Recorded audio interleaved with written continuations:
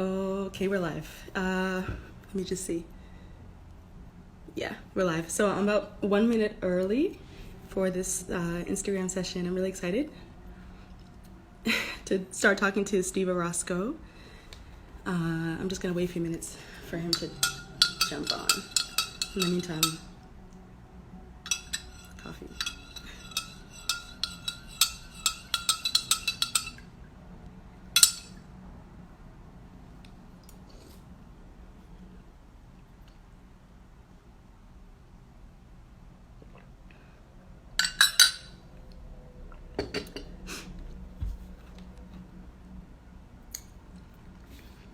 Probably the first time in my life I've been early.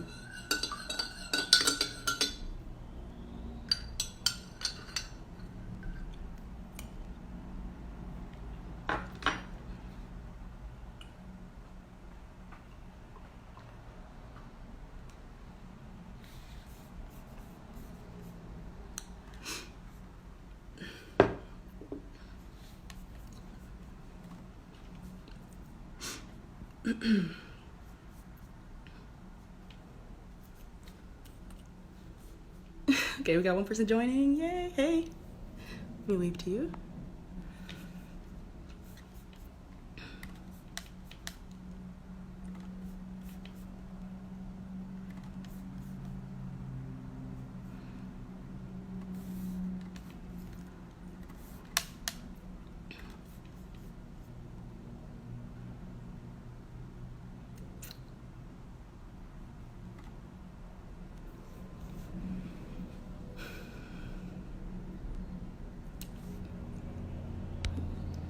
Just waiting a few seconds to get our guest of honor, Mr. Steve Orosco.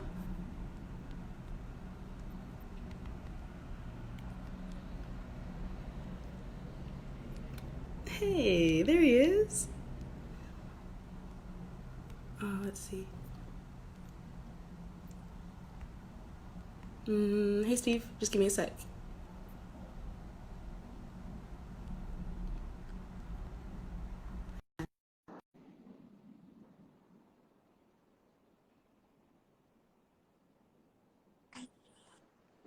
Yeah. Yeah, there she is. What's up, girl? Sup, IG? What's up, IG? How are you? Oh, it's good I seeing you. I am great. How are you, Miss I'm Miss doing well, Super Miss. Athlete, MD, everything, Miss Not Super really. Miss Super Resume over there? No, the same can be said of you. You're so funny. You're so funny with my beach picture. That thing looks so tired. You were like, you look still track ready. Like, Yeah. what? Yep, for sure. Once an athlete, always an athlete. Yeah, that's right. That's right. You can say that about 5 more times. Know it, know it. And I don't want to race bait, but black athletic. You're all what? That doesn't go away. It doesn't. You can look at my, actually, just try it. All my aunts, all my uncles, everybody, it doesn't matter what age they are, 60, 70, 80. No, they still look track ready, Yeah. as far as I'm Yep. concerned. Oh, And now yeah. there's Masters competitions. Yep. How are you? I'm great. I'm great. I'm Yeah? definitely great. I took the day off from the gym today. I needed it. Mm, Kind of overtraining, doing the like 2-a-days, mm, mm, mm. but still only eating once a day. Yeah, I saw And that. I saw you talking about eating some breaded chicken and kneading it, yes, oh, I felt so good. didn't it? So good. Like I can still perform and train, no problem. Mm, Twice a day, one meal. But mm, I could tell, like my wife said, like my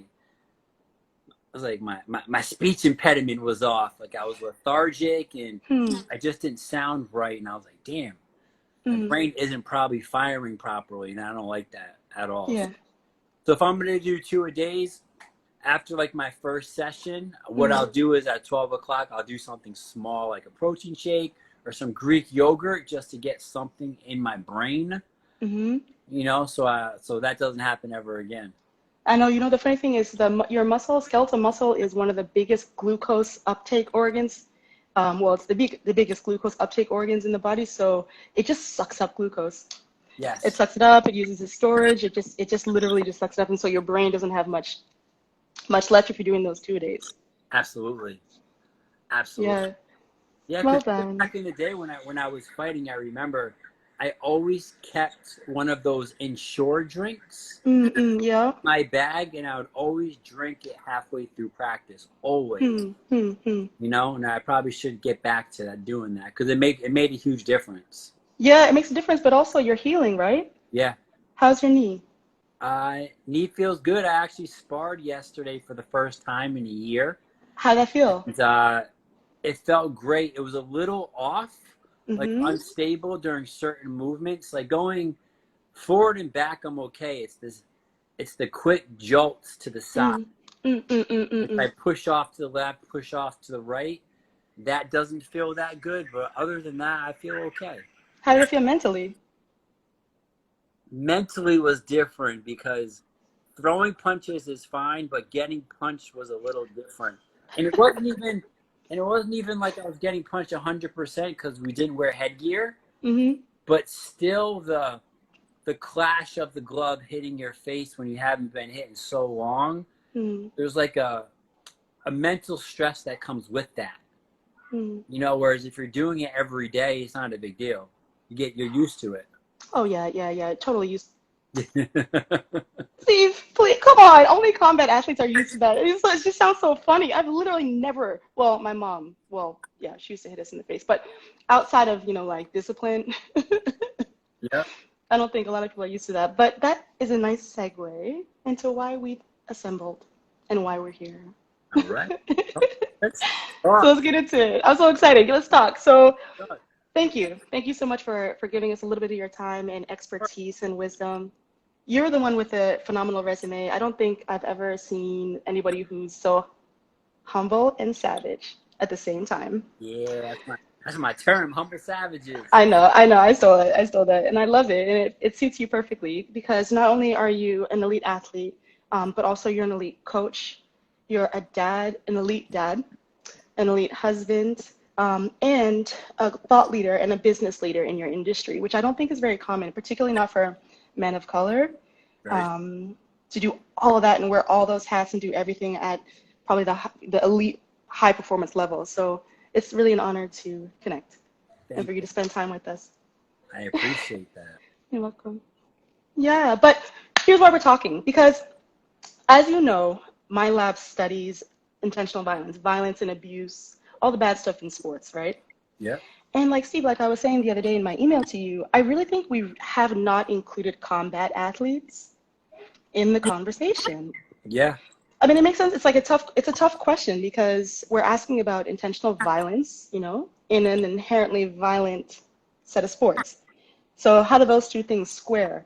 But I do think we can't really ignore that whole group of athletes. We can't ignore the karate players, the MMA artists, the boxers. And so that's why we're here to talk about combat sports and some of these issues that we deal with in the lab. Of course. Let's do it. Yeah, let's do it. So first, tell me, who are you and why do you fight? Man, I love it. I always say, the UFC, it stands for the Ultimate Fighting Championship. Mm. But to me, it stands for the ultimate form of competition. Because fighting to me is like human chess. Listen, there's some fighters that go in there and they just want to hurt people. They just want to fight. That's how they are. Big egos, a lot of pride, rah, rah, rah. But I was the kind of guy that I enjoyed it. I just wanted to beat you like it was chess. It's painful chess. But when you come from a wrestling background, I kind of look at it as wrestling with punches. So my job is to get your ass on the ground and then try to ground and pound you till you roll over and I can put in that rear naked choke. But there's some other guys that I would not want to fight. Let me think. Like this kid Justin Gaethje, who's gonna fight for the title in October. Okay. That just stands and bangs. Okay. Or Nick Diaz, they just stand and they just throw bombs for 25 minutes. And I'm like, how do they do that and take those punches? Because I've been hit hard like that. And it was like, I don't even remember what happens. Hmm. Flash knockout, and I really do believe we're all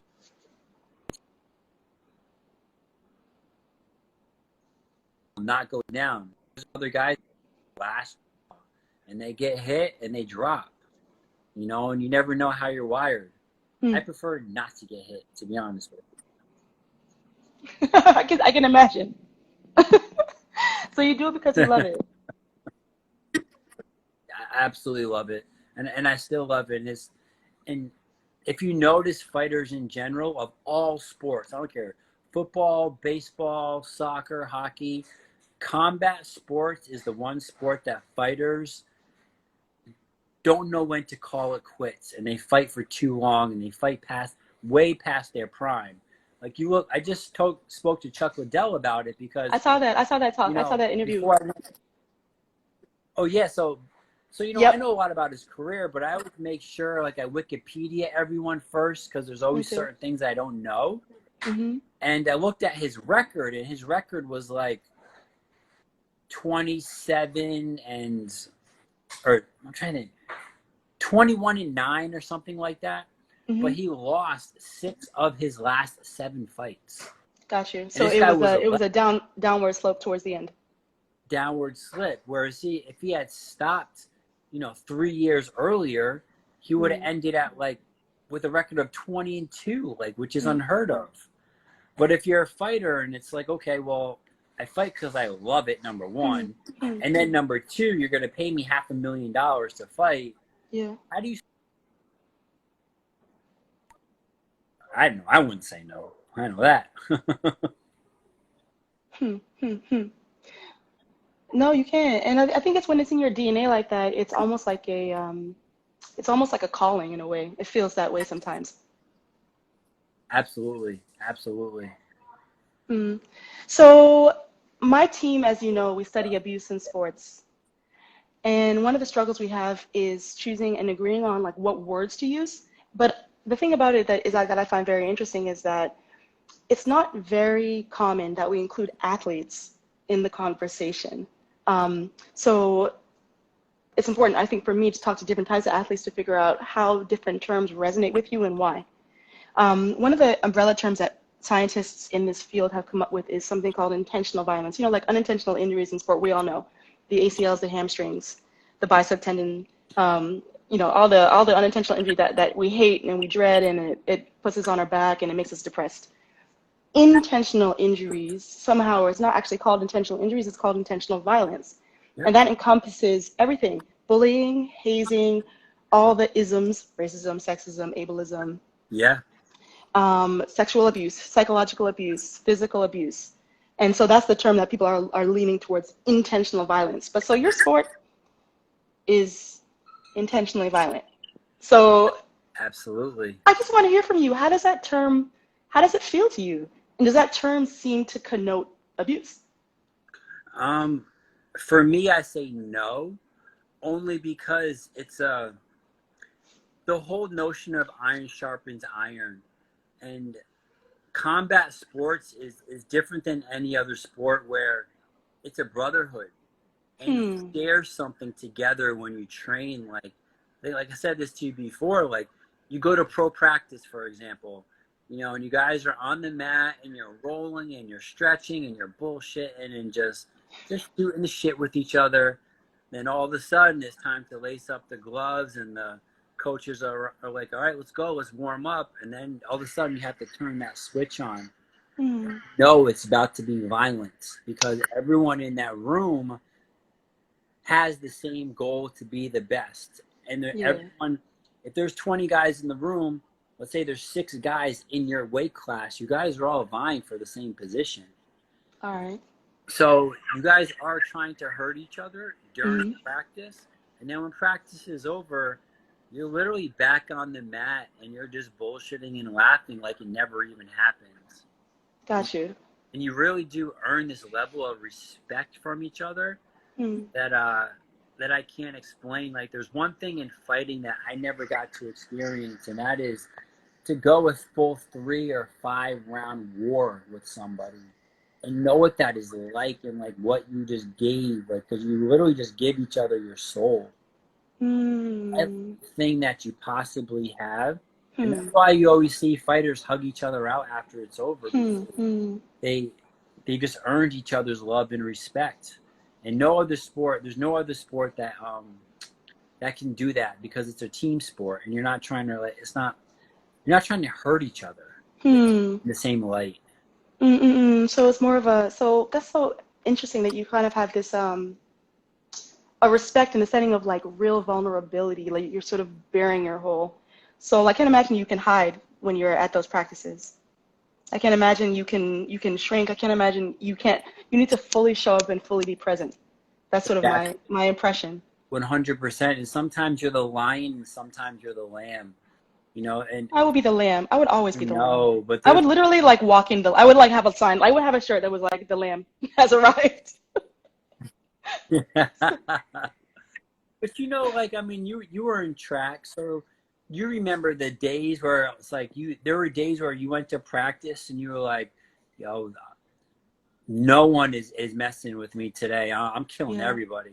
I And know. there's other days you go to practice and you're like, man, like my legs just don't feel right. Like something just Hmm. not clicking, you know? So you really have, it's hard to be able to turn that on. And sometimes thing about fighting that is beautiful is the days that you're off, it Hmm. only takes getting punched in the face really hard once to completely just turn everything on that wasn't on before. Wow. So it just turns your nervous system on, and you're sort of ready to, I Yes, guess, survival mode. exactly. And it's like, for example, when you watch actual MMA fights, you'll notice a lot of fights end in less than a minute, Okay. or they go the full distance. You're like, why did it end so fast? Yeah. Because you're actually not ready to take that kind of abuse and punishment Yeah. as soon as you walk in the cage.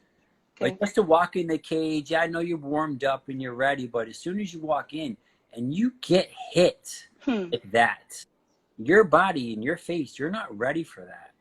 Okay. You know, so that's why you see a lot of guys, they get knocked out pretty early in a fight. But sometimes when you get hit, that one hit wakes you up, and then you know you're ready, you're in the fight, and you're ready to go. Wow. That's amazing. That's an amazing mind space. I feel like, a lot of people, generally speaking, kind of sleepwalk through life generally, Yeah. not just in sports, but literally in their lives. Yes. It sounds like when you're in that ring, whether it's at practice or during a competition, it's literally impossible to do that. Yeah. I don't know. I don't want to really experience it ever, but I'm just saying that it seems that way from what you've described. Yeah. You know, it's funny because I've always said, I personally believe everyone, I don't care who you are, should fight once in their life in a controlled environment. Like, not like get in a cage and fight MMA, but like put on headgear, put on 16-ounce gloves, see what it's like to go for 3 minutes and just fight another person the same skill level as you, and just know what it feels like, how you can't breathe and how nervous you are, and Hmm. it's just a feeling that you can't get anywhere else. It's almost like being fully alive. Yes, yeah, you're fully alive. Fully alive. Okay. Okay, so I might get into it one. You should. I don't know. I wish I had an analogy. Like, one thing that I've never done, I've never went skydiving, and I can only imagine what it must be like from getting on the plane and you're going up, up, up, up, Hmm. up, and all of a Hmm. sudden you're like, oh man, this is the point of no return. I have to do this. And then all of a sudden the door opens up and you're like, holy shit, now I have to jump. I don't want to jump. My adrenaline now is going through the roof. Hmm. And once you do jump, Hmm. all that adrenaline goes away and you feel Hmm. free. And There that's you how go.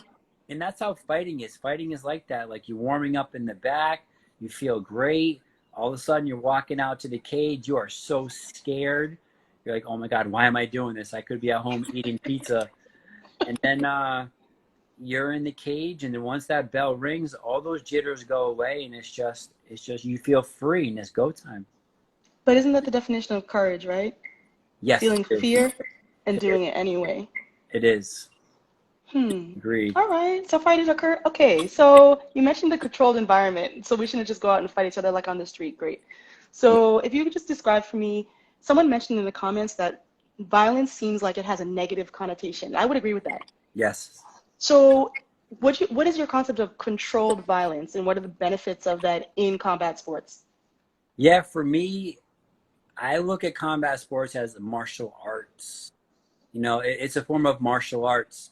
You know, the people who look at combat sports violently, they're thinking of UFC 1, 2, 3, and 4, where there were no sanctioning bodies and no weight classes, and guys only knew one discipline, not 10. And you could, like, I don't know, you could fish hook, you could punch in the groin. There's so It's many things, dirty. so many things. There were no gloves. So back then, yeah, that was like human cockfighting. That was real violence. I respect it because it was who had the best martial art. But now it's not. It's pure martial arts. It's all these disciplines coming together as one, and you really have to use your brain to figure out how to be the best martial artist you can possibly be. That human chess that you talked about. It's human chess, and if you've never done it, like, there's so many people that talk to about it, and they're like, "Oh my God, it's so violent! I can't believe anybody would do that." And I'm like, "Yeah, but remember, you have two guys that literally just gave their soul for like 8 to 12 weeks, training and literally fighting every single day against their teammates. Get into that cage for that one moment. So they're both prepared for that battle. It's not like it's me versus average Joe on the street. That would not be fair. That would be violence." I see. That's that inequity. Yeah, I do. So would injury be a better word from your standpoint? So if we were to go back to a group of scientists and say, hey, combat sports athletes they don't really feel that the word violence is a true encapsulation of the concept of abuse, would intentional injury make more sense to fighters? Intentional injury. That's another tough one because I don't ever think fighters want to intentionally injure someone, hurt somebody. Yeah. Yes, like, I'm big on separating and differentiating hurting somebody and injuring somebody. Got you. You know, like, there's been some fighters out there, like this guy, I forgot his last name. He's a jiu-jitsu guy, Palarus or Pala something. This dude broke guys' arms and Wow. knees and ankles, and like, that's not cool because you're ending somebody's career or you're putting them on the sideline for like a year. I'm not okay with that. But I am okay with, you want to knock somebody out, you want to submit them, and you want to win, you have to do that. But trying to injure someone is not okay. At least not in my world. It's not. Okay, so it's part of the sport. The physicality of it obviously is part of the sport, but not necessarily intentionally injuring or hurting somebody. Got you. Okay, maybe hurt. All right, it's really important. Yeah, if you were gonna watch, if you watch the UFC and you watch somebody put somebody in an armbar, see somebody, Okay. you won't see someone like taking the arm and just yanking it. It's almost like they're grabbing the wrist and they're slowly getting it into a position of it could break, but you're giving the person the opportunity to tap out before you do it. Okay. Whereas some fighters, you don't have to do that. You literally could grab that wrist, elevate your hip, and snap that arm without even giving the person the chance to tap. But fighters don't do that. Fighters give each other the respect, so that does not happen. There you go. So there's respect inherent in that space that's actually very violent. That's so interesting. It's such a different mentality. Someone in the comments wrote, that's the moment that's how it feels for me the moment I get into the blocks on the track. Yep. Yeah, I would agree with that. I mean, for me, it's obviously on the runway, right? So just before a long jump. Yeah, of course. So, yeah, ready to go, and then you feel so free. Okay, so the next question I have for you is about sort of the respect that builds cumulatively over the course of one's career. Because one of the other facts that we know is that the best data out there tells us that abuse, like literally physical and psychological and sexual abuse, Yep. is more common as athletes get higher and higher in their career. So when you go from recreational to sub-elite to elite, your likelihood of experiencing any kind of abuse is actually increasing, okay? So that can include pure aggression, bullying, and, and sort of an athlete victimizing another athlete. So do you see that trend in combat sports? Do people's levels of sort of pure aggression increase, or do they decrease? Because if they decrease, then we have to have, again, another conversation about our assumptions in the science of safeguarding. Yeah, I think they decrease, to be honest with you, because So interesting. let me think of how I can put it. The more you train, for example, when you're in fight camp, you're on a team. It's a fight team, and everyone respects each other, and not everyone is in fight camp at the same time. So the guy, whatever guy is in the spotlight and in fight camp, all his training partners are really giving him more respect than he probably even deserves. All right. They don't want to injure him or hurt him so he can't fight. So it's almost like, let's just say you're a guy and you're the one that's fighting and I'm your training partner. I'm going to push you as hard as I possibly can to get you ready without trying to actually injure you and take your position, because I don't want to do that, because you have a job. That's your job. It's how you feed your family, and you need to fight. So there's such a brotherhood in the sport, and that's what I miss the most, more than anything. Like I miss the guys, man. I miss, like, yesterday I went to FAA, where Nick Newell's gym is in Milford, Connecticut, and just seeing the camaraderie of all the guys on the bag and sparring, I was like, I miss this so much. It's such like an amazing feeling. And what do you think is, so if you had to describe the philosophy, I mean, I'm not an expert, but I do like the samurai culture. Yeah. And I'm one of those like very typical, like I like the Hollywood articulations of it, which are maybe a little bit overdone. But if you could just describe the philosophy behind some of the elite martial arts.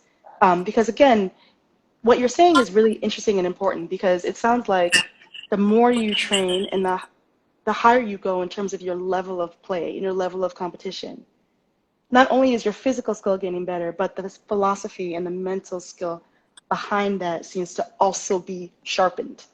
And that might be why there's so much inherent respect the higher you go in the ranks, even at fight camps, etc. So how would you describe the philosophy? The game itself evolved so much and so fast, and everyone is getting so much better that you can't have an ego all the time, because you have to constantly learn. And there's always new coaches coming in. There's fighters that come in from other camps because they want to get new work. And you can't have the attitude of having an unwillingness to constantly learn and evolve. Like, why do you think fighters all look up to Bruce Lee so much? Right. Because Bruce Lee was a student from day one to the day he died. He still treated martial arts as if he was a beginner. He never acted like he was an expert, even though we know he was an expert. And that's the mentality that you really need to have in the sport. Like it's a constant learning environment. It's a constant learning environment. It's not like, I don't know, like in track, I don't know how track works. I know Usain Bolt is fast as shit. So is Carmelita Jeter, fastest woman alive.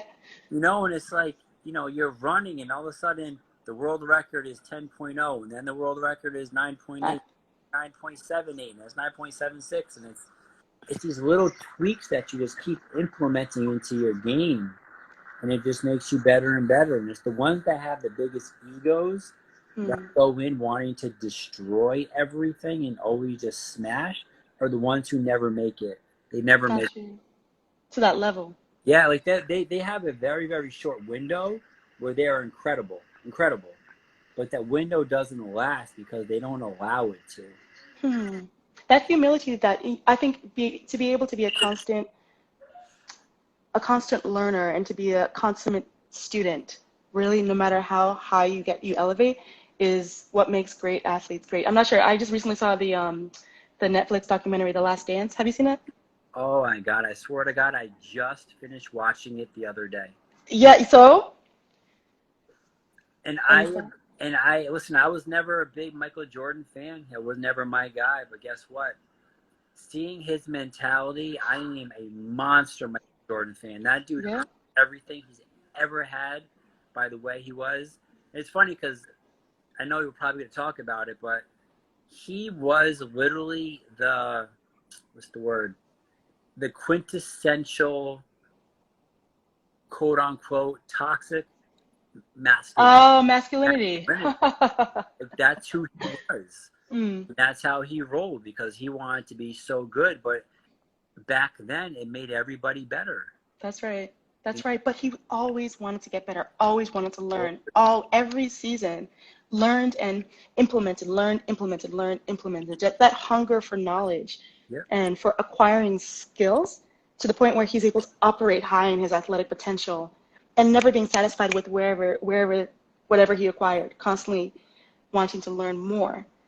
And that's a special thing because getting to the top of the mountain and becoming a champion obviously is difficult.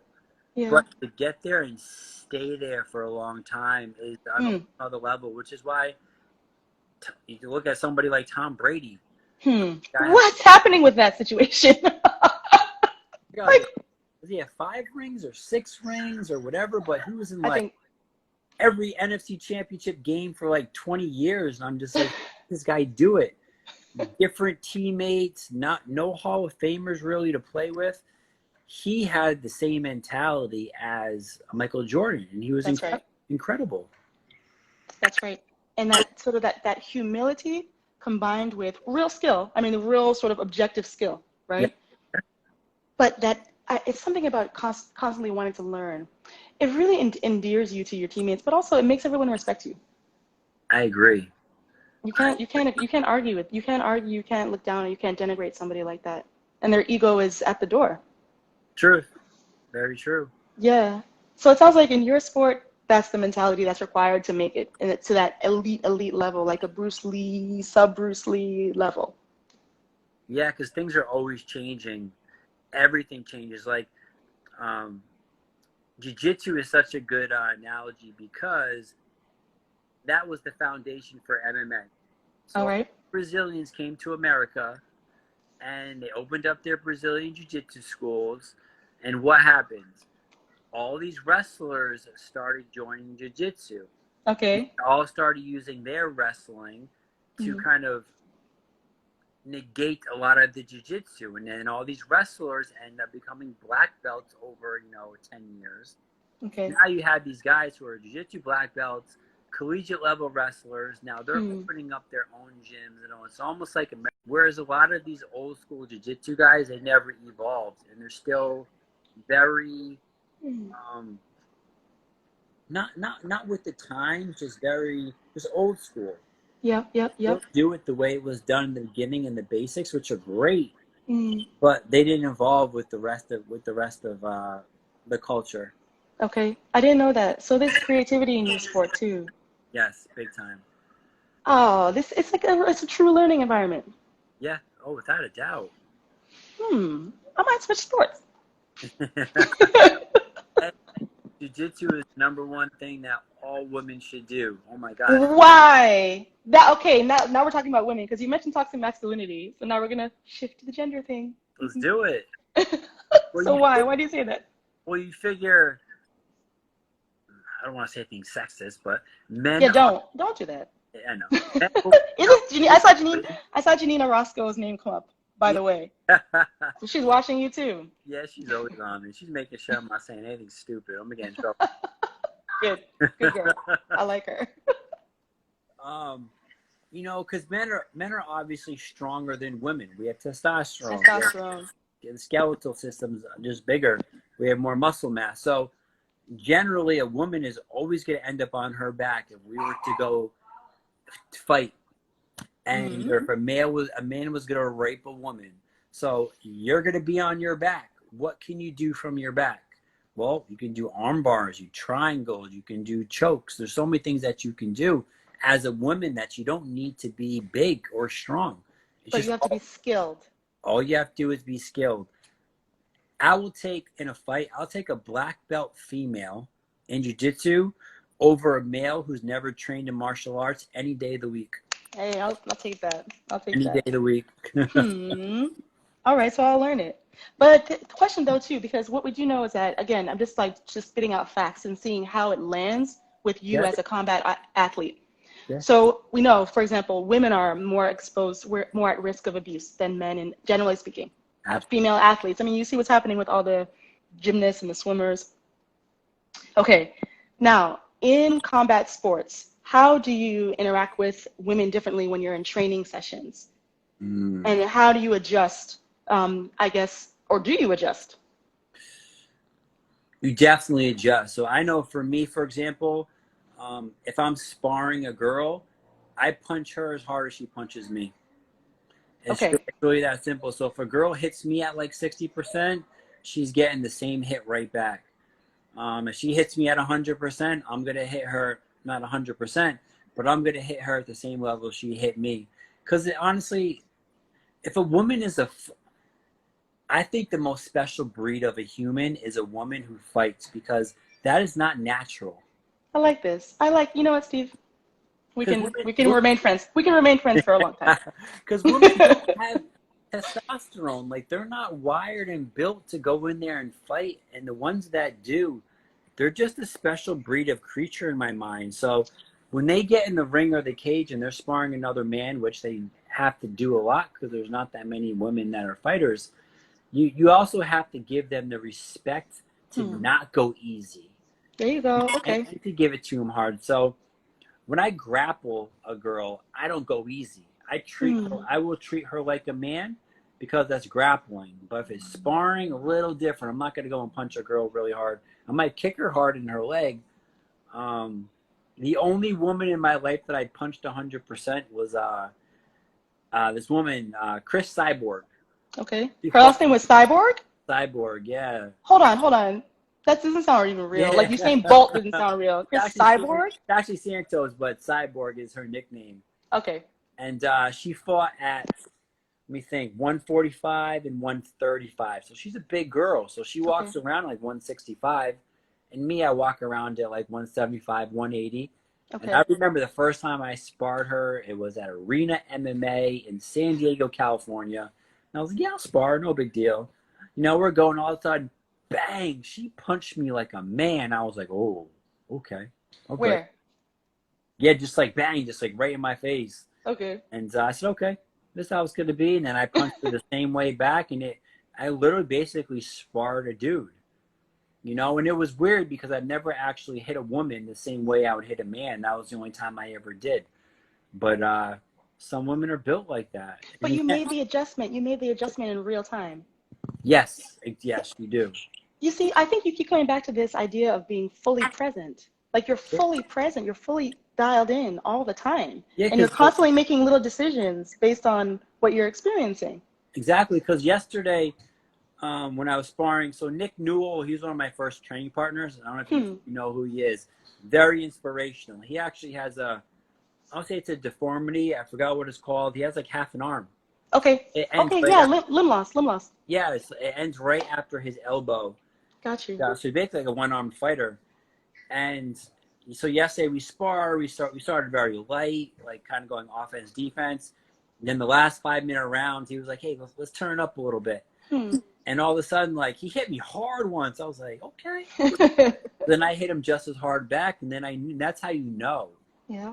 You know, you kind of, a lot of times when you spar, you go as hard as each other does. And sometimes it ends up just being, he goes 20%, so I go 20. Then he goes 40, then I go 40. Then he goes 60, and it ends up just being 100% anyway. But it's like a physical, I mean, it's such a cool, what you're describing is kind of like a dance, you know? It is definitely a dance. It is a dance. I might switch, well, at least I'll start watching. And then and then maybe I might try it out one day. But the reason why I'm saying it's so important is because it's like a mental training as well. So one of my best coaches down in Maryland, one of the best coaches I've ever had, really, was a philosopher. And he was also a karate artist, or karate player. Sorry, I think now I'm displaying my ignorance. I'm not even like part of this world. Okay, that's all right. Sorry, karate player. But he used to always express the importance of every movement coming from a position of total relaxation and calm. And from that state can the most powerful movements and impacts be generated. But it's like this funny tension between being mentally totally relaxed and generating power. And those two things, that kind of yin-yang tension, right, is really the only space. But you can't just get there. You have to be dialed in. You have to be turned on. You have to be fully present. You can't be thinking about what happened yesterday, what you ate for lunch, what you're going to do when you get back home. You can't be worried about 10 years, 5 years down the line. It doesn't work unless you're like present. Absolutely. And the funny thing about that is the paradigm shift when it comes to MMA has been having what's the word? Motivational coaches. Okay. All of the best fighters now all have like a motivational coach, like a Tony Robbins or somebody. Wow. That It's positive. that really help them with their mental, because fighting is all mental. It's That's literally right. 90% mental, because almost everybody has the same skill level. We're all training together. We're all taking boxing classes and sparring. We're all doing jiu-jitsu. We're all doing wrestling. We're all doing Muay Thai. But we're all doing strength and conditioning, but it's the mental. It's the preparation of being in the back room and being scared out of your mind. Like, people think like fighters are just built like warriors, like samurai warriors. Like, we don't care if we die. These guys, like, we're in their back, like, excuse my language, but I shit like 10 times before I fight. That's maybe for track meets. Dude, yeah, like, I'm in the back, like, I'm so nervous. My heart's going through my roof. I'm punching pads and mitts, and like, my hands aren't working, my kicks aren't working. I'm like, oh my God, what is wrong with my body right now? What is going on? You know, and obviously, when you get in the cage, all that goes away. But when you have those mentors and those coaches, like the Tony Robbins, they help you get past that mental, like, hurdle that every fighter has in the back. And it's a very difficult thing. Not just every fighter, every person. Every right? person. Life is a series of hurdles. Yeah. I mean, it's a question of how you can respond to them. Think about school. How scared are people when they have to give a presentation in class? All you're doing is talking in front of a class. But that's a big deal. That's a bit. You're vulnerable. You're waking up in the morning and you're already scared. You're like, oh my God, I'm going to mess up. And you're going to class. You're nervous. You're sitting in class and you're shaking and you're sweating under your fucking head. And then you go up, and once you start speaking, all that goes away. That's right. You know, but it's being able to overcome the pre-competition jitters, I guess. That's right. And talk to me about, so you mentioned that you develop respect for the other fighter because you know what they've been through in order to get there. You know, the elite level of training that they required prior to them showing up to stand in front of you and essentially saying it's lion versus lion, let's go. Yeah. But talk to me about how much respect you gain for yourself the more you push through those walls, the more you stare that fear in the face and do it anyway. Man, like, even yesterday, I earned a little more points for myself because I haven't done it in so long. That's right. Yep. And somebody like Nick, he's very active. He just fought in Bellator, and he's a tough kid. And it was hard for a minute, like that first minute of the first round where we actually kind of really went, where it wasn't like offense defense drills.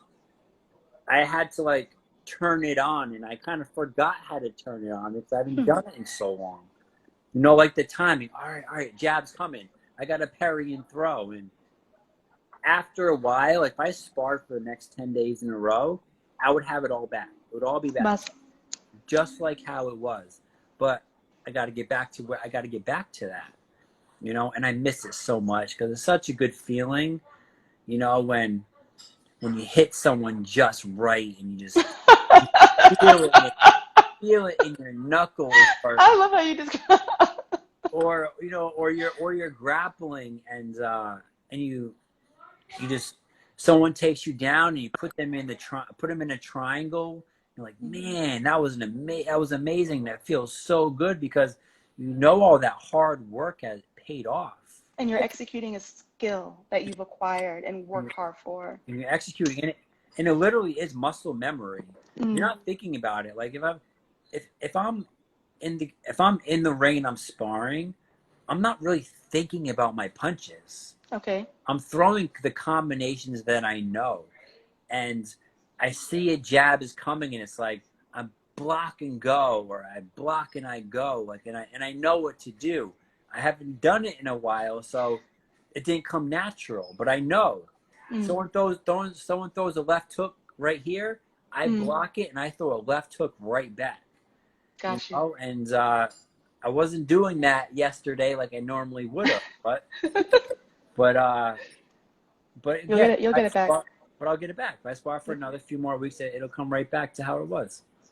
Yeah, but not only that, but what you're gaining in every single time you push through those blocks, those mental blocks, is that deep respect for yourself, and that makes you walk a little differently outside of the gym as well as in the gym, and that's what I'm trying to get at.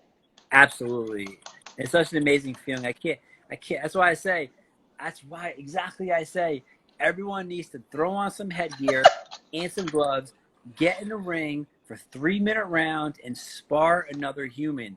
Like white collar boxing, because white collar boxing, they do it, and it's an amazing thing. They take these like C-level executives. I mean, they put on headgear in 16s, and I think they train for like 6 or 8 weeks, and they go at it. They fight. There's like a few of them. There's one called Brawl for a Cause that I love. They're based out of Atlanta. Oh yeah, Matt. Matt's the guy. Yeah. Matt, he's such a cool cat. And there's one called Haymakers for Hope, and they're in New York. Okay. So there's a few of them, and it's a big thing, and I love it. It's amazing because these are all people who, I shouldn't say this, but the white collar world. It's like a dick measuring contest all the time. So, so, No comment. No comment. I love my school. On Wall Street. But guess what? When you put on gloves and headgear and you have to fight, there's no measuring. It's all about skill. Like, you have to prove yourself. I think we have so much to learn. Something about how you're describing the philosophy, sort of like the introspection or like the internal journey that each athlete is called to go on. I just think there's so much to learn there. And so I think I want to ask you 2 more questions. I don't know which one to go with. Which one? Financial, Black Lives Matter. Financial, Black Lives Matter. Maybe we'll start with. I'm in for all. All right. I just want to hear a little bit about financial abuse in your sport, because we think about sexual abuse as the only thing that happens in sport, but no, there's all forms, and financial exploitation is really big, especially for athletes as they get higher and higher in their career, making more money. People get dollar signs in their eyes, and all bets are off when it comes to respecting the athlete. And so I'm just wondering how financial abuse shows up in your sport. Yeah, especially in the starts. Okay. In the beginning of the sport, it's really bad because I'm going to use the UFC as an example because they're the NBA of MMA, right? All right. A fighter, their first contract is usually $10,000 to fight. For how long? And then $10,000 if they win. So on that night, they have the possibility to get check for $20,000, plus whatever their Reebok sponsorship is. Maybe it's $2,000 or $5,000. So maybe they're making 25 grand. You just trained for 12 weeks. You're making 25 grand. That's not a lot. No, and you got trainers to pay. You have food. You have a family.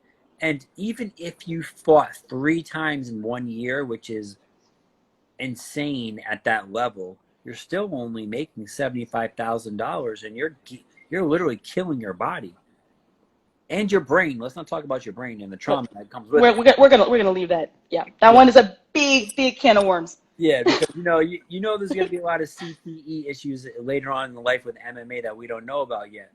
So to make $75,000 and fight 3 times, that's crazy. That's less than minimum wage, Yeah. considering how much you're training. Yeah. So if you are now one of the best, let's just say you're John Jones or George St. Pierre, then yes, you might make like $1 million to fight. And $1 million is great, but you got to remember, you're also the GOAT. You're the best. So compare being the best in your sport of MMA compared to being the best in the NBA or the best in the NFL, making fucking like 30 million or 40 million dollars a year. Dang. Dang. So the discrepancy isn't Mm. okay. I know Mm. that in major sports, I believe 40% of revenue goes to athletes, whereas in MMA or the UFC in general, it's only about 10%. That's low. In Olympic sports, it's 7. Wow. Oh my God. So it's like there's exploit. Clearly, the athletes are central to the sport. If the athletes don't show up, the sport Yeah. doesn't happen. So why do the athletes keep showing up despite the fact that they're being exploited? Because that's the problem with fucking fighters. Fighters have so much passion for the sport that there's probably about 500 fighters under the UFC contract between all the weight classes. If all 500 fighters were to boycott and say we're not fighting, the UFC could go out and find 500 more fighters to fight for them for absolutely nothing. Next day? For nothing, just because there's guys who would just want to go in the UFC and fight. Dang. For the marketing to say they did it, for the ego, all that. So it's tough. It's and the Olympic athlete the same way. It's actually even worse as an Olympic athlete because I would for sure wrestle on the Olympic team for free. I would actually pay you. I'll pay you $10,000 for the opportunity to put on that USA singlet. You know, so it's just different and it's tough and they know that. They know that they're not stupid. They know what they can get away with. But that someone wrote in the comments, personal passion. Yeah. That personal passion is like a flame that literally it can't go out. It's not going to go out. It's in your bones. It's in your bones. You want it so bad. So my question is, people talk about that being as like a great characteristic of athletes, like the passion, the perseverance, the grit, the determination, the self-determination. So I'm just wondering if that passion is maybe a vulnerability in some sense. It is. It's for sure a vulnerability.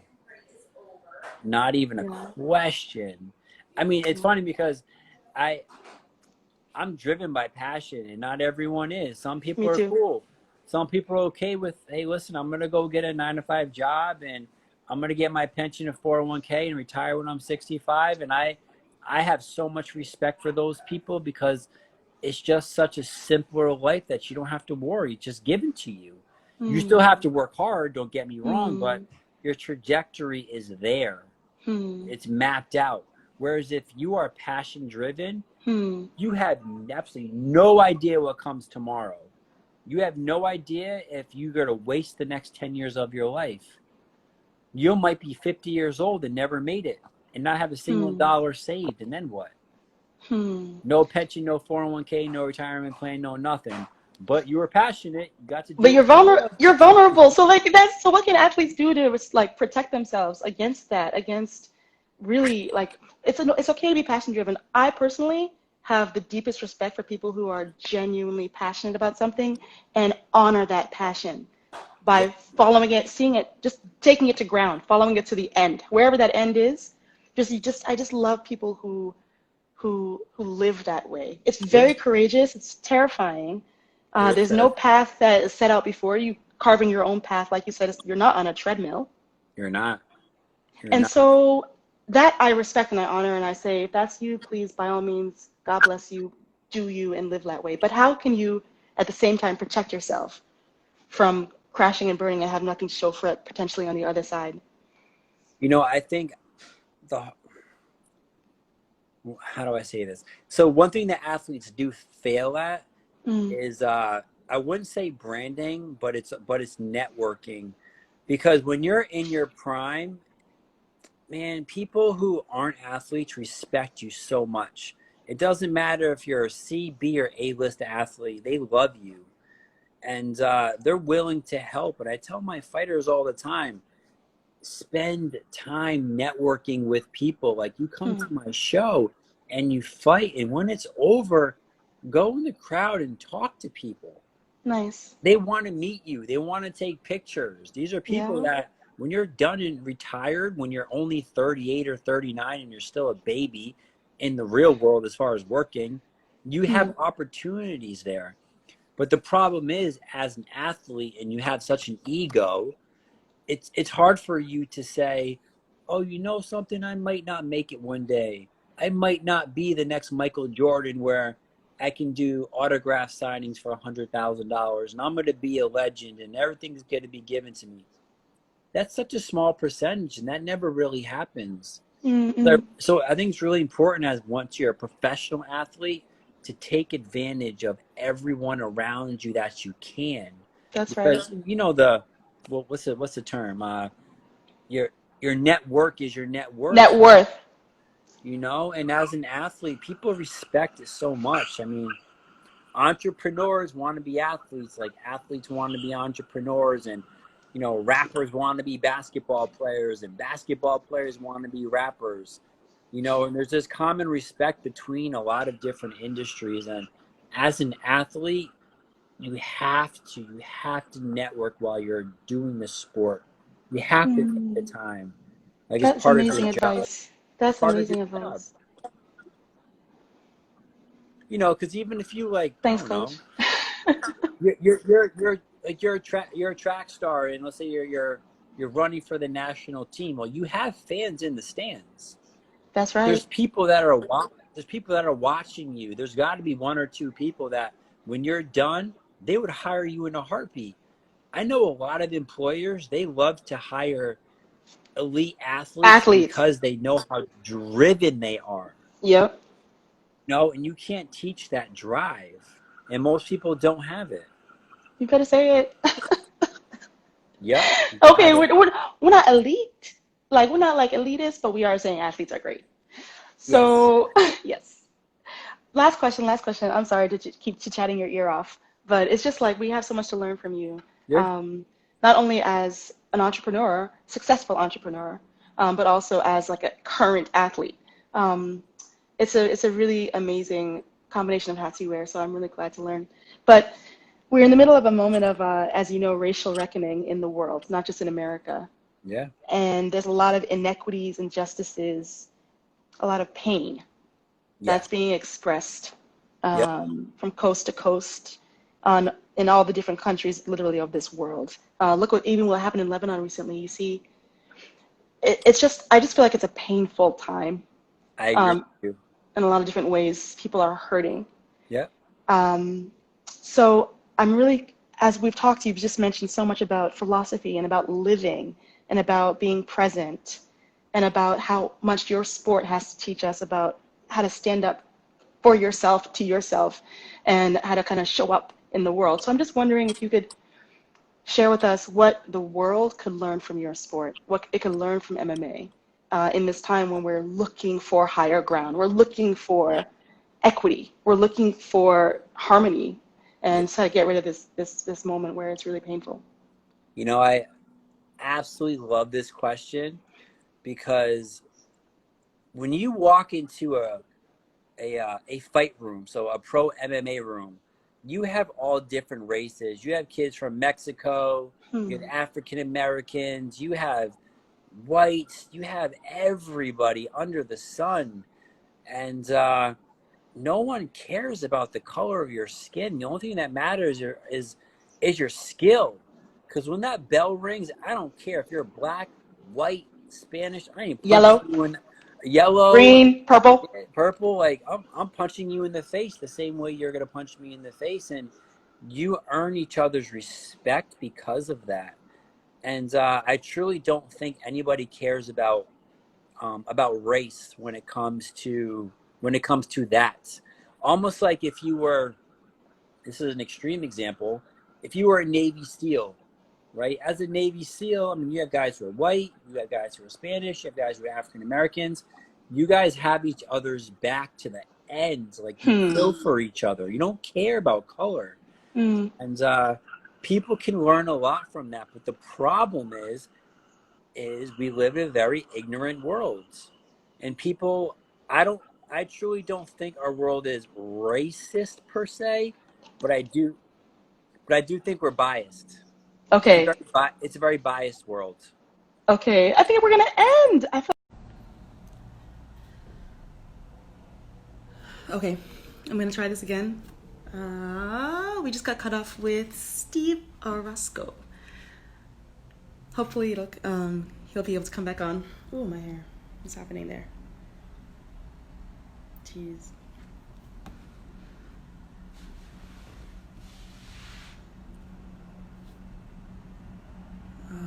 Okay. Let's see if these are working.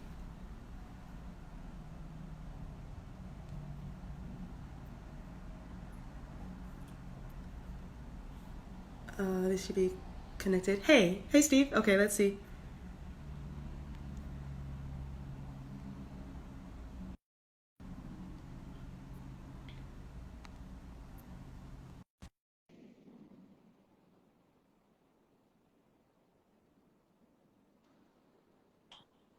hey. So I didn't even realize. What is this? 60-minute time limit on IG Live? Yeah. Yeah, I'm start charging you by the minute. I'm not. Are you a lawyer? No, but I would. Yeah, I might have to go get my JD. Oh, I know. Oh, wait, no. Is it really? I thought it was your PhD. That I do want. You're gonna get me I in am. Yale so I I can am. get my PhD. That is on my bucket list. I am. And you're gonna get me in the ring. All right, cool. Sports psychology. Let's go. Let's go. But it's not even. But the thing is, your sport is just it lends itself naturally to that, anyways. I mean, I really think I didn't know. I didn't know anything about it until we started talking. It's actually a really beautiful, beautiful, beautiful sport. Thank you. I appreciate that. Yeah, it's true. Because we think a lot about, from my side, I think a lot about what's required um, to guard against some of these terrible things that happen in sport. Literally, like what is required to create like a Teflon, skin, Yep. so that things don't stick to you and derail you and mess up your relationships forever. And it's just you want to think about all the ways we can fix these things, whether fixing the culture or literally girding up somebody's self confidence and self worth. And I think what Absolutely. you're talking about is the key, that presence of mind, understanding, testing out how far, testing out how close you can get to an obstacle and pushing through it anyway. And the more you rehearse that, Yep. the taller you stand up in the world. Like, you know what I mean? Oh my God. Big facts for sure. That's yeah, that's what is required. So like I didn't know that. So now I do. Cool. Good. Thanks, coach. You're very welcome. So what were we talking about? We were talking about what your sport can teach the world. Yes. Okay. Yeah. The what do you think? Yes. So I would say the war room. In the war room, race does not matter. That's right. There is no divide. It's not, well, I'm not gonna spar and train with him because he's black and I'm white. It doesn't work like that. It's all about your skill level. Everybody wants to make each other better. And race doesn't matter. Like when I put my gloves on and my headgear and we're going at it, we respect each other. Mm. Color of your skin is irrelevant. I punch a black person, a Spanish person, or an Asian person the same exact ways I punch anybody else, and it's vice versa. Mm-hmm. And again, you really share souls with somebody when I don't want to say when you're inflicting pain or violence, but like I said, it's iron sharpens iron. It's the samurai Budo code where you really respect each other. You What know, is the Budo code? B-U-D-O? yeah, Budo. It's all about respect and honor. Yeah. Respect, We talked about it before. Mm-hmm. yeah, respect and honor as a martial artist. And you follow these set of principles. Mm-hmm. You know, which is why I like samurais. You know, you figure, you know, it's like a samurai warrior. You think they're such a savage, and they do seem like savages. You know, like they're chopping each other's heads off, but it's more than that. It's all about honor and respect, Mm-hmm. and it's my craft and my skill versus yours, and Mm. there's no animosity behind it. We're just Hmm. playing human chess, to be honest with you. Mm. But there's the word that is in your sport, arts, right? Mixed martial arts. Yes. I'm not sure if you've ever heard of the book The Artist's Way. Have you heard of that book? No. I'll send it to you, like through Amazon. But it's really beautiful, and it's about essentially the inward journey that artists, generally speaking, are required to take any kind of art. If you're an author, if you're a poet, if you're a sculptor, if you're a painter, but it's about an inward training and an inward journey that ultimately leads to the external and outward expression of something stunningly beautiful, right? And the word art happens to be in your sport. And so I was just thinking, as you were talking, about how if it's more about honor and a Budo code and respect for self and for opponent Yes. without animosity, there's sort of a pureness and a purity Absolutely. there. Absolutely. We can learn a lot from that, I think, in this very broken and unequal world. Very. And again, a lot of it has to do with, I always like to say, I think I ended it with being biased. Yes. I don't, listen, I'm sorry. I don't believe in racism on the same level as media portrays. Mm. And obviously racism is there and it's real. But It's real. but when our country is 76% white and we voted Barack Obama in office not once but twice, that says a lot that people aren't as racist as you think. Unfortunate thing is we have a lot of Karens of the world, right? That you see on social media that Yep. you're born in, and police officers too. You're born and raised in a white community. Your perception of a black person that you've never spent time with is the two guys you saw that robbed a liquor store on the Channel 10 news. So then you have this perception of how black people are, so you feel more threatened by them. So if you're a white police officer and you're from Beverly Hills and now you're patrolling South Central LA, you're going to be on guard and you're not going to feel as comfortable as you normally would as if you were in your own community, and that sucks. Because I don't know if you can actually teach that because that's really embedded in you. Yeah. Um, so I really wish, and I've had this conversation with some other people that are officers that I fully love and respect, and I always say, why don't you guys hire police officers or recruit guys who are from those communities to patrol those communities? Okay. You know, and the same question I always get is they don't want to take the test. You know, a lot of people in the African American community either don't want to take the test, number one, or number two, they're looked at in a bad way, like they're a snitch or a sellout for being a police officer. You know, so it's like this two-headed dragon that makes it very difficult for that community to strive.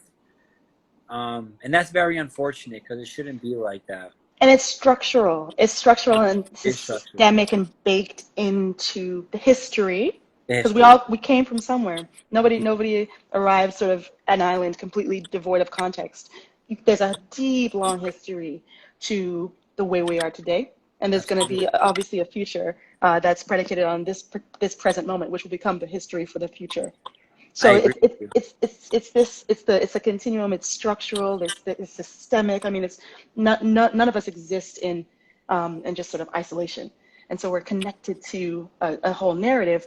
But the thing I like about your sport and about the art of it, I'm just gonna now just call it an art, which it definitely is that, like you said, when you put on your face mask and you put on what pound, 16-pound gloves, For boxing or MMA? MMA. MMA 4 ounces. 4 ounces. Sorry. Yeah, 4 ounces, no headgear. But if you're boxing sparring, then you're wearing 16s and headgear. All right, so that's the difference. Sorry, okay. Gosh, you see my ignorance is just on full display. That's okay. You're not supposed to know. All right, 4 ounce gloves. Um, at that moment, all your external cues, for example, gender, race, disability or ability, ethnic background, culture, how much money you have, your socioeconomic status, Yeah. who your parents are, your education goes away. It goes away. And it's funny you say that because a lot of fighters will say, oh, I fight for my family and I fight for my kids. And I respect that. But I have never once stepped into the cage and thought about my kids or thought about my family. Do you When have I, time to? Do when you have I, time to? no, like when someone's punching me in the face, I'm not like, I'm going to knock this guy out because I want to feed my kids. No, I'm going out there because I'm trying to win. And that's the only reason why I'm there. So You see, it, I'm not a fan of like that excuse. I respect it and it's a great way to motivate yourself. But once that bell rings, don't sit there and tell me that you're thinking about your family and your friends and feeding them because you're not. you can't. Yeah, because you're in survival mode. Exactly. And that is one thing I really love about your sport. Again, it's really demanding a total presence of mind. Yeah. That I really fully believe that there's something there, Steve, because I was talking earlier today to a brilliant woman named Catherine Starr. She started an organization called Safe for Athletes. I'll send you the link. It's an incredible organization, not for profit.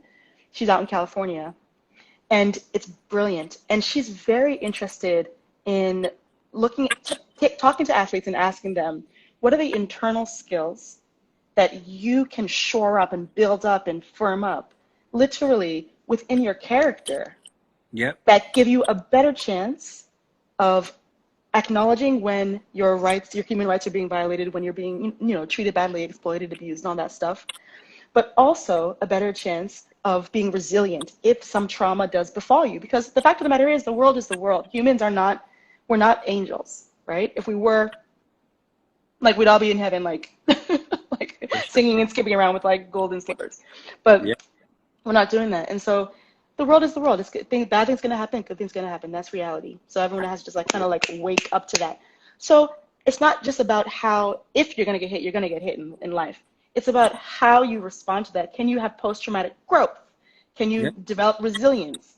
Can you, there's those questions. And she believes, and I agree with her, Catherine Starr, again, she's so brilliant. She believes that the starting point is being fully present, fully transparent, fully aware of who you are, how you're built, your strengths, your weaknesses, just being literally dialed in and not sleepwalking through the world. She thinks that's the starting point. And Yep. then from there, you're empowered and you have a better chance of growing through these challenges and a better chance of post-traumatic growth. And you have a better chance of maybe not even getting into a sticky situation in the first place. Yes. And that's like I don't know, a hunter mentality, right? Like Right. when a lion wants to hunt and eat, he's present. He's not thinking Fully present. anything else but killing something to eat. And Mm. after he kills it, yeah, he brings it home to his family or whatever he does, but he's fully present in that moment and there's nothing distracting him. Mm. But see, that mental training of being present, I feel like we can learn it from your sport. I think that's what you're rehearsing every time you get into the ring. You're rehearsing presence. Yes, You're exactly. rehearsing Correct. you're rehearsing being dialed in. You're rehearsing feeling your feet on the ground and being fully alert to what surrounds you. Yeah. I mean, I'm really gonna do MMA. Like, watch. You're gonna see me at that gym in Orange. Okay, I'm gonna hold you to it. I'll give it a try. I mean, I don't know. We'll see what happens the first couple of sessions, but I just think, honestly, Steve, I just think that the philosophy that you've described, the mutual respect competitors have for each other, it's it's very artful. I agree. Yeah. And again, that's the thing that most fighters miss the most when they stop fighting. I don't think it's the competition. I think it's the Mm, brotherhood that comes along with it. brother. And You what know, about women? what about women? You feel the same way? You know, Sisterhood. that's a great question. I actually don't know the answer to that one because there's not as many women on the team to have that sisterhood. Oh, man, and I hate saying things that could sound sexist. It's almost like in the white collar world, for example, there's only so many spots for the best and the brightest women to be at the top. It's just the way it That's is. right. Unfortunately, it's the way it is. So because of it, they almost hate on each other. It's almost like the black man. The black man at the very top of the spectrum hates on all the other ones because he doesn't want his spot taken because there's not that many spots. So That queen bee syndrome, we call it. yeah, absolutely. So in MMA, it could be the same way with women. I know they respect each other wholeheartedly. They just don't have a whole lot of women on the same team. Got you. You know who you're gonna have to ask? Your niece. What's that? I say, you know who you're gonna have to ask? Your niece.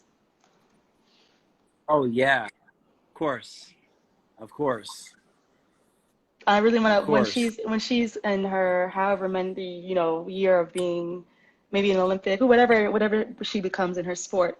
It'll be nice to just have that conversation with her. This is very true, and she wrestles with boys You told pretty me. much. There's only 4 other girls on her team, so she's generally always wrestling with other boys. Are you worried about her? No, not at all, not at all. She's tough. She's tough, yeah. Yeah, and again, I think like I said, I have the utmost respect for any woman who gets into combat sports because it's not natural. It's not Mm. natural for a woman to want to fight or to want to wrestle. It's just not in your DNA. You don't have testosterone. You don't have the same mentality. Mm. And women are more nurturers. They're not fighters. So You know, the ones that have that drive to want to do that, they're a special breed. Such a special breed that I respect so much. I do too. Have you seen any? This is just bringing it to track and field being the best sport in the world. Sorry. If I you agree. have you seen some of the facial expressions, again, women sprinters and jumpers just before they go? Let me think about. No, they look serious as shit. I'll tell you that. Yeah, they look like fighters. They do. They're in the zone. They are so That's in right. the zone. I never really noticed jumpers, but for Nobody does. Why does nobody watch the jumps? because everybody wants to see the What's a sprint? 100 because that Why does 100 nobody watch the damn jumps? First of all, let's just talk about the jumps. For we're literally the most elegant athletes on the track. Period. Who can run a beautiful rhythmic run down the runway, accelerating toward the edge, and then fly through the air, creating beautiful shapes, and then land with energy at the end, with kinetic energy. I mean, it's literally the most beautiful. This is very true. But it's hard because the 100 meters, like Ugh. the 100, the 200, and like the 400 and 4 4x4. by 1, 4 by 1. Yeah. Yeah, like the 4x1. Those are the ones that are like the Super Bowl of the Olympics as far as track and field that people care about. Because it's so crazy people can run that fast. Oh my God. You know what? I know, Steve. Good for them. Good for sprinters. Yeah. All I'm all I'm saying is that the best athletes on the track, but nobody watches the. Anyways, yeah. So I know you haven't paid attention to it. Nobody has. But yeah. So let's think about the sprinters, 100-meter dash sprinters. Think about the American or Jamaican. Watch the Jamaican women when they line up. Dude, forget it. First of all, I don't even know how they're that fast because they're built like linebackers. How do their legs move that fast? It's crazy. Training and genetics. My God. You know what it is though, in all seriousness? My coach, again, one of the best coaches I've ever had, the philosopher, the one who was also a karate player. Yep. He used to have us do horse stance, and he used to have us, understand about, again, that concept of fa jing, creating absolute power from calm, that tension. So he used to say, I used to be like, oh, I don't want to gain weight. I want to stay lean. I'm not going to be able to jump far. And he was like, a 400-pound tiger can jump literally twice its length. Sure can. That's pretty heavy. That is true. But it's pure power. Agreed. It's pure power. Power to like weight ratio. So if you're powerful relative to your weight, you're good. Yeah, for sure. I agree with that. You're good. Yeah. I don't know, but I'm not trying to be 400 pounds, but the concept I thought was strong.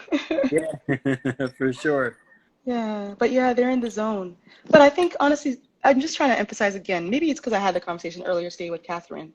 I think training yourself to get into the zone and stay there, I think is a huge asset. And I think it's a huge strength, not only in sports, but in life.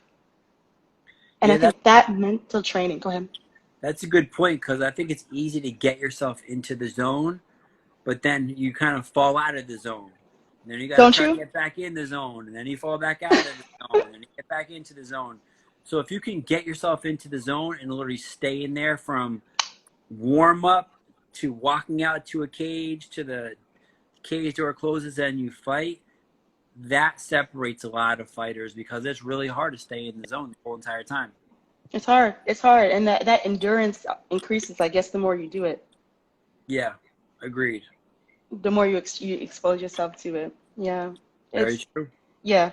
So anyways, all I just wanted to say is I know that it may not seem natural for a lot of women to do specifically mixed martial arts or combat sports, but I could take it back track and field. When you look at the faces of some of those sprinters, they're fighters mentally. Yeah, for They sure. just express it in a different way on the track instead of in the ring. Absolutely. No question. Yeah. Oh, I'm like making you co-sign all my track preaching. Yeah. Oh, well, this has been great. Well, thank you for having me, as always. Oh, I know, no, it's not it's who should be thanking you, because your experience is really broad and deep, and it covers just everything to do with everything in sport, participating in the sport, thinking about the sport, the business of the sport. Not a lot of people have that perspective at the elite level, and I'm really honored to spend time, to spend time talking and just connecting. Cool. Well, thank you. Well, coffee soon. Yeah, when are we gonna have we been threatening? I know. I know. Are we gonna do it? We Yeah. can't not do it. We can't be those people. No, we can't. We can't be those flakers. Yeah, ask Janine. Ask Janine. All right, cool. I definitely will. All right. Thank you so much, Steve. You got it. And I'll talk to you soon. All right. Have a good night. All right, you too. Bye. Bye.